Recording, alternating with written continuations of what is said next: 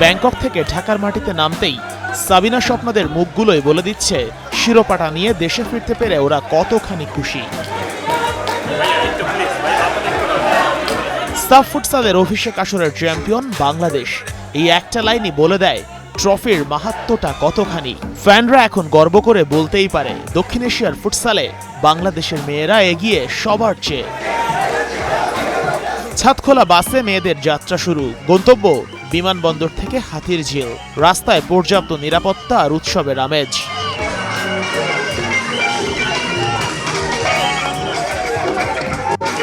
হাতিরঝিলের AMFI থিয়েটারে চ্যাম্পিয়নদের সম্মান জানিয়েছে ভক্ত থেকে শুরু করে বাফুফে কর্তা বা গণমাধ্যম কর্মী সবাই। মেয়েদের অর্জন গর্বিত করেছে গোটা বাংলাদেশকে।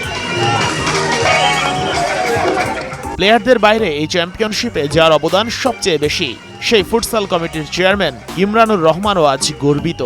তাদের ওই ডেডিকেশন প্যাশনটা ছিল, আর তারা দেশকে যেভাবে ভালোবাসে তার জন্য সেই প্যাশনটা থেকেই তারা জানটা দিয়ে খেলেছে। অন্যান্য টিমের চেয়ে তাদের পরিশ্রম অনেক বেশি ছিল আমার বিশ্বাস। আমাদেরকে একটা ফুটসাল মিনি স্টেডিয়াম করে দিলে আমরা অনেক দূর যেতে পারবো ইনশাআল্লাহ। ক্যাপ্টেন সাবিনা বাংলাদেশের কিংবদন্তি, কৃতিত্ব ভাগ করে দিয়েছেন সতীর্থ আর কর্তাদের। আমার মনে হয় যে চাওয়া পাওয়ার বিষয়টা হচ্ছে ওনারাই ভালো জানবেন, এবং যেহেতু এখানে সব মেয়েরাই হচ্ছে মধ্যবিত্ত নিম্নবিত্তের ফ্যামিলির, তো ফাইন্যান্সিয়াল সাপোর্ট যদি তারা পায় এটা তো তাদের জন্য এবং তাদের ফ্যামিলির জন্য অনেক উপকৃত হবে।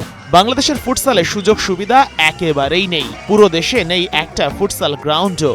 সমস্যার নিরসনে উদ্যোগ কি নেবে বাফুফে? নারী অ্যাথলিটদের উপরে, বিশেষ করে যারা ক্রীড়াতে জড়িত আছেন তাদের উপরে আরও ইনভেস্ট করতে হবে আমাদের। ইনভেস্ট মানে অর্থনীতি না, এখানে সময় দিতে হবে, প্রশিক্ষণ দিতে হবে, অ্যান্ড অফকোর্স অর্থ যোগান দিতে হবে। অ্যান্ড আমি বিশ্বাস করি যে আমাদের নারীরা ইকুয়ালি অথবা বেটার পারফর্ম করে আসবে ওয়ার্ল্ড স্টেজে। সাফ ফুটসালের অভিষেক আসরে চ্যাম্পিয়ন হয়েছে বাংলাদেশ।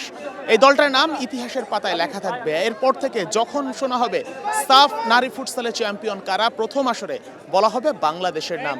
আর সাবিনা খাতুন দুইবার নারী সাফ ফুটবল জয়ের পর এবার ক্যাপ্টেন হিসেবে দলকে জেতালেন সাফ ফুটসালও। নিশ্চয়ই অর্জনটা অনেক বড়।